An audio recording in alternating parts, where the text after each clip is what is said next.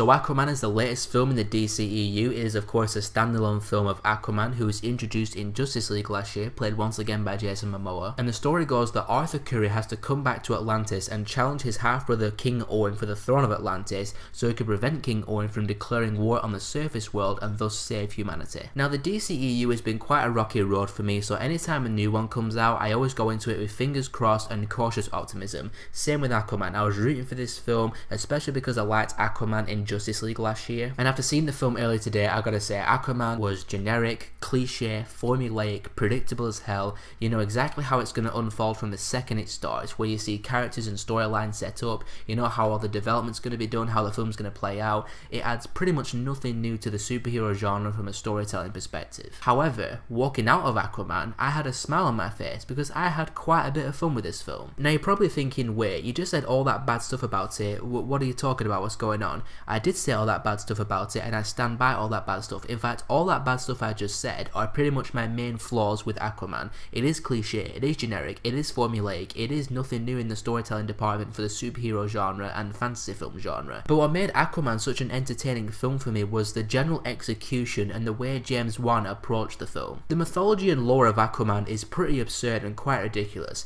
but this film completely knows that and just goes for it. And that's what I appreciate the most about this film. It takes that lore and takes that mythology and throws it on the screen and is like, yeah, we know it's cheesy, we know it's absurd, but we're just gonna have fun with it. And that's the biggest praise I have for Aquaman. It just takes its absurdity and has fun with it. And I have to give major credit to James Wan for taking the film in that direction. But another big contributing factor to that entertainment was Jason Mamoa as Aquaman. When he is on screen, you can just tell that he's having the time of his life making this film. He's badass, he's cool, he's memorable, he just oozes charisma and likability. He's a complete rock star, and I want to see more of him as Aquaman in the future. I also liked Amber Heard as Mera as well. She's a solid supporting character, she's got good chemistry with Jason Mamoa, and she has her own fair share of cool badass moments as well. Any other problems that I have with the film are smaller things. I've already talked about my major problems up front, but some other problems I have, like there's a couple of montages, like semi-montages they throw in there, and they have these really generic pop songs playing over it. I didn't like that very much. And there are a couple of moments that are cheesy and corny, but in the kind of bad way, like one toilet joke especially was really corny. A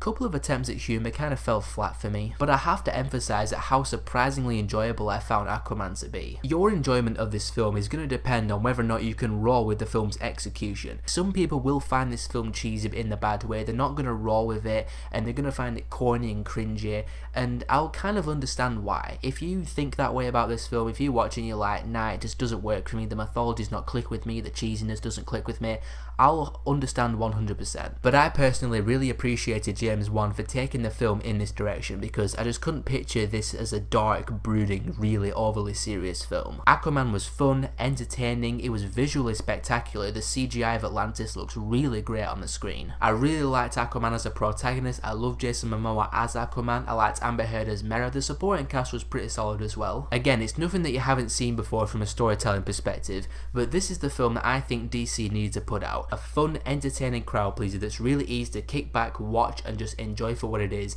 That was my experience with Aquaman, thankfully, so I'm going to give it a 3.5 out of 5. So whenever you guys see Aquaman, tell me in the comments below what you thought about it, how do you rank it to the rest of the DCEU, and if you want to see more of my stuff, click on one of these things in a second, and I'll see you all next time.